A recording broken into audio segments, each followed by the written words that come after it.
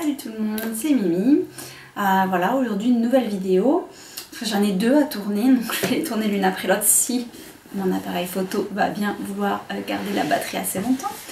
Donc j'ai réussi à trouver un moyen pour avoir un petit peu de lumière. Je vous ferai pas le détail de l'installation, ça pourrait être comique. Donc on va commencer par une vidéo de top et flop, ça fait longtemps que j'en avais pas fait. Aujourd'hui j'ai 4 produits à vous présenter. Alors un que j'ai réussi à finir, c'est un gel douche de Yves Rocher parfumé au muguet. Un autre que j'ai utilisé une fois mais que je n'utiliserai plus, c'est un pinceau à maquillage Made in Essence que j'ai acheté à Auchan en me disant bon je risque pas grand chose à 3,90 € ou un truc comme ça. Le pinceau, voilà, je reste pas grand chose, puis un pinceau ça reste un pinceau. C'est pareil, je ne m'en servirai plus, je vous dirai pourquoi après. Et après j'ai un peu loin, deux autres produits à vous montrer. Alors ce sont des produits que vous ne connaîtrez certainement pas. C'est une marque qui se vend uniquement apparemment en institut de beauté.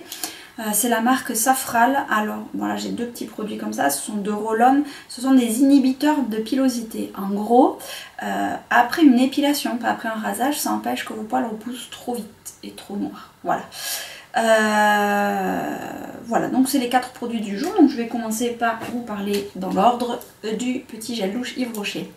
Je ne me sers que de ces gels douches là parce que je suis abonnée à Yves Rocher, que j'y vais une fois tous les mois, que je reçois une offre toutes les semaines en disant que si vous en achetez un, vous en avez un offert, si machin, si bidule, il y a toujours des promos miraculeuses, etc. En fait c'est toujours en promo, la boutique Yves Rocher, comme ça c'est réglé. Et donc j'y vais à chaque fois, je fais le plein de gel douche parce qu'il y a plein de petits parfums sympas. Et celui-là je l'aime bien, c'est muguet en fleurs. Je trouve pas que ça sente particulièrement le muguet, ou du moins c'est parce que ça le sent pas trop fort, contrairement à la fleur qui sent assez fort quand même. Donc il sent pas fort, il laisse quand même une petite odeur délicate sur la peau. Je suis pas une adepte du parfumage de la pièce rien qu'avec l'odeur de ma peau. Je préfère quand ça reste discret et que c'est en sniffant comme ça qu'on sent l'odeur du gel douche. Mais bon, je sais qu'il y en a qui préfèrent embaumer. Je vois juste que je vois pas l'intérêt parce qu'entre l'odeur du gel douche, l'odeur du soin pour les cheveux, l'odeur de la crème pour le visage, l'odeur du déo, l'odeur du parfum, ça fait beaucoup d'odeurs si on prend pas toutes le même. Oui, je sais pas, genre muguet mélangé à la vanille, mélangé au patchouli, mélangé. C'est un peu une cacophonie odorante. Je suis assez sujette aux migraines à cause des odeurs, donc c'est pas pour moi. Moi, il me faut un gel douche à l'odeur discrète. Mission accomplie. Dans la douche, il sent pas fort. Après la douche, il sent pas fort non plus, donc c'est parfait. Donc là, vous avez le flacon de 200 ml. Il est un peu cher, il est à 5,90 €. Mais étant donné qu'il y a toujours des promos, vous en avez deux pour 5,90 €, donc ça devient raisonnable. Pour le bon point, voilà, c'est ça. Et après le mauvais point, ce que j'aime pas trop moi, c'est cette fameuse, le bouchon il est en haut. Quand vous arrivez en bas du tube, vous passez 3/4 d'heure à le taper comme ça pour faire descendre le reste de produit. Ça m'énerve. Hein, voilà, donc je suis obligée de le stocker en bas, sauf que quand vous le stockez en bas, le bouchon ici présent n'est pas hermétique, donc vous vous retrouvez avec du gel douche qui fuit dans votre machin où vous reposez le gel douche. Et en prime, pour l'ouvrir, alors là que j'ai les mains sèches, ça va. Et encore, vous voyez, ça faut forcer. Parce que le petit bout là qu'il faut attraper, il dépasse presque pas. Je ne vais même pas essayer avec les ongles parce que je m'y arracherai un ongle. Donc avec le doigt, c'est pas très agréable. Mais en plus, quand vous êtes sous la douche, vous avez les mains mouillées, voire savonneuses. C'est même pas la peine, vous n'arriverez pas à l'ouvrir. Celui que j'ai dans la douche qui est entamé, il est ouvert. Parce que je sais qu'une fois dans la douche, je n'arriverai pas à l'ouvrir. Voilà, bon point pour ça. Mais bon, je sais que je rachèterai parce que je rachète tout le temps. Il y a des parfums super sympas et pas entêtants, surtout pas entêtants. Voilà, des fleurs, des fruits, etc. Voilà. Donc, premier produit. Deuxième produit, ça c'est un flop, mais pas possible. Déjà, à l'utilisation, il est ni boule ni plat, ça, on ne peut pas trop s'en servir pour le creux de l'œil, etc. Enfin, il est un peu entre les deux niveau forme, donc c'est pas terrible. Je vais essayer de vous montrer. Je sais pas si vous allez voir. De toute façon, il y a la photo dans l'article. Hein. Donc voilà, je me disais que les poils violets c'était rigolo. Pourquoi pas, c'est fashion en plus. Oui, le seul inconvénient c'est que les poils sont violets en fait, pris tous ensemble, comme ça on voit qu'il est violet. Pris un par un, ils sont presque translucides. Alors en soi, ça serait pas gênant s'ils ne perdaient pas ces poils. L'autre jour, j'ai voulu m'en servir pour faire un maquillage. J'ai passé 3/4 d'heure à me frotter l'œil, à pas comprendre qu'est-ce que j'avais dans l'œil, si je m'étais mis du fard ou quoi dans l'œil. Je ne voyais rien. Et en fait, c'était un poil de pinceau qui était tombé et qui s'était accroché à ma waterline. Enfin, vous savez, là où on met le crayon en bas, la même en haut. Il s'était accroché là. Et à chaque fois que je bougeais l'œil, à chaque fois, il me grattait l'œil. Ça m'a fait un mal de chien, ça m'a ruiné tout mon maquillage parce que forcément, au début, tu fais attention pour essayer d'attraper ce que tu as dans l'œil. Mais au bout d'un moment, ça te gêne tellement. Et puis, tu as l'œil qui pleure et tout. C'est une catastrophe. J'avais l'œil tout rouge. Et quand enfin, en bougeant comme ça, vraiment en cherchant voir avec des reflets ou quoi, à trouver qu'est-ce que j'avais dans l'œil, j'ai enfin aperçu un bout de poil de cette merde. Autant vous dire que lui, il n'est pas encore à la poubelle parce que je voulais le garder pour la vidéo, mais il va y aller après la vidéo. Une daube 3,95 pour passer 3/4 d'heure à se chercher un truc dans l'œil, non. Franchement, en plus je l'ai nettoyé, je dis quand même pour la vidéo je vais le nettoyer, je l'ai nettoyé et puis pas en mode bourrine quoi, hein, quand même en mode respect du pinceau, même avec un pchit, le pchit spécial pour pas abîmer. Je frotte mon coton comme ça de droite à gauche, je frotte même pas comme ça, je fais juste comme ça, comme si tu frottes ta paupière, tu vois. J'avais une quinzaine de poils sur le coton, donc imagine sur tes yeux, tu fais 4 maquillages, le truc il est vide, il a plus de poils, de la daube. 3,95 c'est encore trop cher pour ça. Et donc, on passe à la nouvelle marque, une marque, c'est la marque Safral, c'est une marque française, fabriquée en France, vers Montluçon par là, vers le centre de la France. Alors les produits, comme vous voyez, ils ne payent pas de mine, ça fait très... je vais me rapprocher.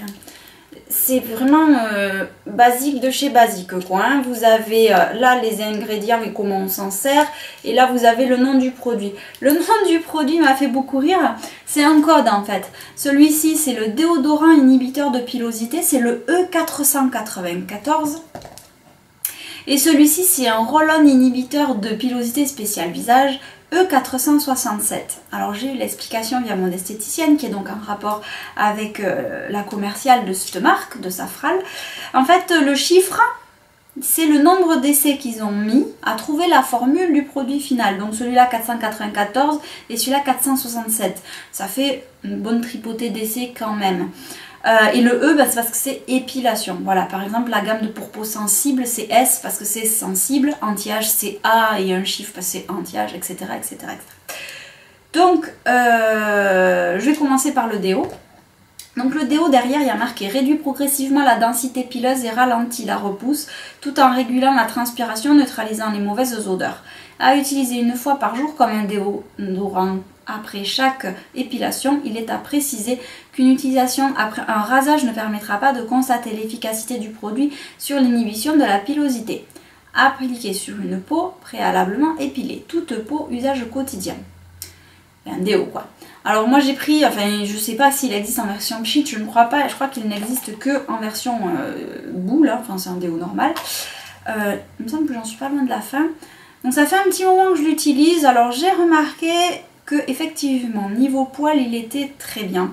Parce que je peux espacer un peu plus les épilations. Et surtout, moi qui suis, j'ai pas de chance, j'ai une odeur de sueur assez forte. Même si je me lave, hein, ça sent, c'est comme ça. Il y a des gens qui sentent plus fort que d'autres. Hein. Mon frère ne sent rien. Il a beau transpirer à grosses gouttes, il sent rien. Et moi, à peine j'ai un peu chaud, de suite, on dirait l'étal du poissonnet pas frais. Donc voilà, j'assume, hein, c'est comme ça, il faut bien avoir des défauts. Et bref, donc du coup, j'ai cherché pendant des années un bon déo. Je me suis rendu compte que déjà, sur moi, les sprays, c'était pas la peine. Parce que ça sent bon 5 minutes et dès que j'ai un peu chaud, et ne serait-ce qu'en me rhabillant, c'est fini, ça sent plus. Donc pas de spray chez moi, ça a toujours été soit des sticks, vous savez les sticks durs, avec le produit qui s'use petit à petit comme une gomme, soit les roll-on comme ça. Et j'ai remarqué que en fait ceux qui sont assez efficaces sur moi, ce sont les sticks pour hommes. Déjà personnellement je préfère la senteur fraîche à la senteur super sucrée qu'ils mettent dans tous les trucs féminins. Moi je déteste sentir le bonbon ou le gâteau, hein, personnellement. J'ai déjà tendance à avoir fait un peu n'importe où, n'importe quand. Si en plus tu me donnes une odeur que dès que j'ai chaud je sens le gâteau, je vais vouloir passer devant une boulangerie et craquer sur une chocolatine. C'est pas une bonne idée. Donc je préfère les senteurs soit fleuries mais plutôt fraîche, donc j'ai toujours été fan des déos pour hommes, voilà. Et donc je taxais celui à mon homme, à son grand désespoir, qui est un ménène, je crois, machin, un espèce de gel qu'il faut appuyer dessous pour faire sortir le gel et après on se l'applique. Sauf que je me suis rendu compte au bout de plusieurs mois que même après une épilation, je gardais ici une trace grise. Comme vous savez quand les hommes se rasent, même rasés de près, ça laisse une trace grise sur le visage. J'avais la même chose aux aisselles. Donc même épilé de près, quand je levais les bras, on voyait une trace comme si c'était pas net. C'est un peu dommage. Et je me vois pas mettre du fond de teint pour cacher ça sous les aisselles, hein, on va pas déconner non plus. Donc du coup, je me disais mais qu'est-ce que c'est? Enfin voilà, je me disais encore ma peau qui réagit ou quoi à l'épilation. Et en fait l'esthéticienne m'a dit que certains déodorants tachaient. Alors à cause d'un composant, je ne suis pas une pro de la composition des produits. Donc je ne peux pas vous dire, mais à mon avis ça doit être un truc à l'aluminium ou un truc comme ça. Donc j'ai arrêté ce déo là. Et je suis passée à celui-là, surtout juste après le passage chez l'esthéticienne. Il est certain que quand c'est l'heure d'y aller, je mets pas celui-là, je mets le ménène. Tout simplement parce que la sueur, quand on a en plus des poils, ça sent encore plus fort. Donc celui-là, je m'en sers pas.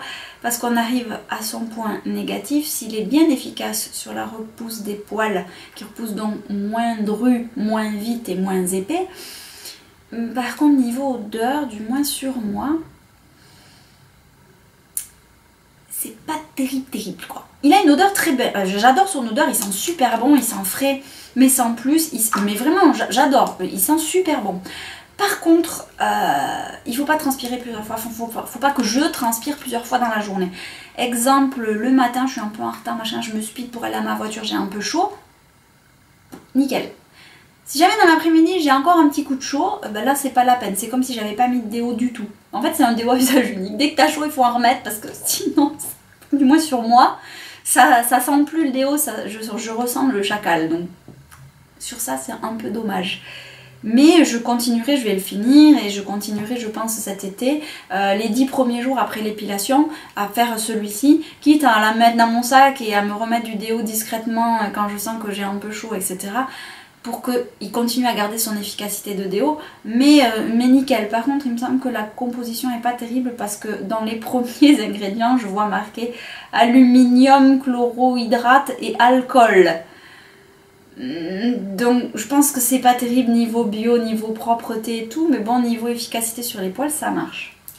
Et donc on passe à son petit frère. Donc celui-ci, par contre, 16,50 €, ça fait un peu mal aux fesses. Pour un déo, bon après c'est un truc acheté en institut de beauté, donc c'est forcément un petit peu plus cher que ce que tu achètes en grande surface. Par contre là où ça fait vraiment mal aux fesses, c'est celui-ci. Le tout petit truc comme ça, là, vous voyez, qui ressemble un petit peu à un stick de la vélo. Voilà. Ben celui-ci, il coûte 22 €. Bon, cela dit, il est efficace. C'est pareil, comme son grand frère, c'est aussi un roll-on à appliquer comme ça sur la moustache. Enfin, moi, je m'en sers sur la moustache. Si vous voulez vous en servir ici, au-dessus, même en dessous du sourcil, vous pouvez. Si vous avez 3 poils au menton qui commencent à s'obscurcir, parce que le duvet, si les poils tombent avec l'âge, le duvet foncille avec l'âge. J'ai appris ça chez l'esthéticienne. Donc, en gros, je vais plus avoir de poils aux pattes. Par contre, je vais avoir du poil au menton quand je serai vieille. C'est beau, on vend du rêve là. Comme tu dis ma fée, on vend du rêve, c'est glamour.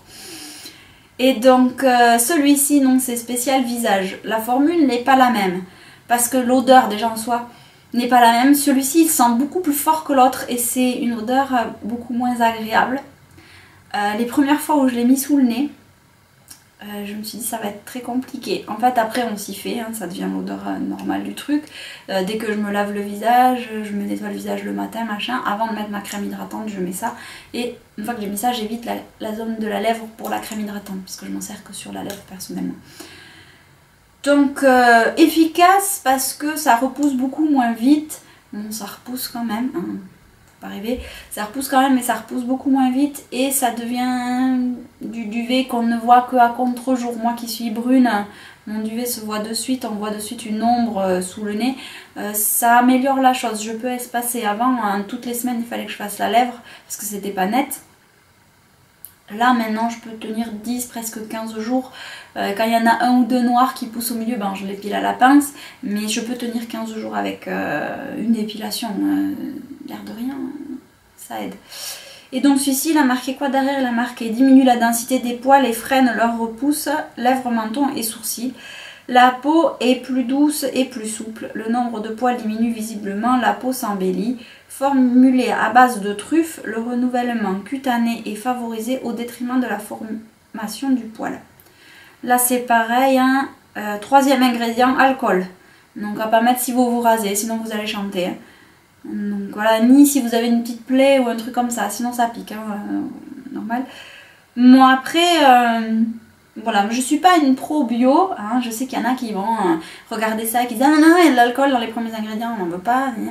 Personnellement, je m'en fous un peu, comme politique tant que personnel.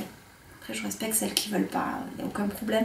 Mais personnellement je me dis qu'il y a assez de merde dans l'air qu'on respire, on n'est plus à ça près. Voilà. Et dans ce qu'on mange, dans ce qu'on boit, etc. Même dans l'autre source, il y a de l'adobe, donc voilà. Même les produits bio, la pluie qui tombe elle n'est pas bio, donc voilà, moi, voilà, bref, tout ça pour dire que je m'en fous un peu de la compo du produit. Ce que je vois c'est que il est assez efficace, qu'il me fait pas de plaques sur le moment, ça fait plusieurs mois que je m'en sers, j'ai aucun problème. Je me dis ma peau le supporte, je vois pas pourquoi je m'en priverai. Après, la gueule que j'aurai dans 50 ans, de toute façon elle sera pas terrible, donc je suis plus à ça près. Donc voilà pour les produits du jour, du top et flop. Bon pas top mais pas flop non plus. Un méga flop. Un bon produit à part le prix et l'odeur qui est un peu forte. Vraiment un bon produit, le petit roll-on anti-poil pour le visage. Et celui-là moyen parce que niveau efficacité poil ouais, mais niveau efficacité déo bof. Et mettre celui-là plus un autre déo par dessus, je doute que ce soit fort efficace dans la journée. Donc voilà, j'espère que cette vidéo top et flop, alors la dernière de 2014 et la première de 2015 vous aura plu. Je vous dis à bientôt pour une prochaine vidéo. Vu que je suis pas une grosse consommatrice de produits, il n'y en aura certainement pas une par mois. Voilà, sur ce je vous dis à très bientôt et je vais tourner ma seconde vidéo. Salut!